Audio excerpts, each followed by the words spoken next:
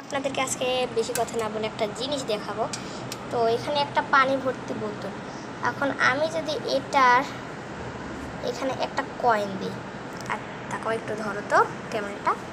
আচ্ছা ভাইয়া, ধরো ধরো, এই অ্যাঙ্গেলে, হ্যাঁ এই অ্যাঙ্গেলে ধরে থাকো। আমি আমার আমার আমার তো হ্যাঁ, তারপর শুনতে দাও তো। এই যে এখানে আমি একটা কয়েন দিয়ে দিছি। এখন যদি এটার নিচে আর একটা কয়েন দিই, তাহলে আপনারা দেখতে পাচ্ছেন যে এই জায়গাটাতে অনেক ফাঁকা আছে, বাট পানি পড়তেছে না। একেই বলে গাইস সায়েন্স।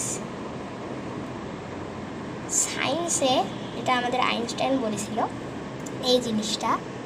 এখানে কয়েন, দুইটা কয়েন যদি দিই তাও দেখেন ফাঁক আছে কিন্তু পানি পড়তেছে না। আর যদি আমি এই বোতলটা সরাই দেখাই তাহলে দেখুন পানি কিন্তু ঢপ ঢপ করে পড়তেছে।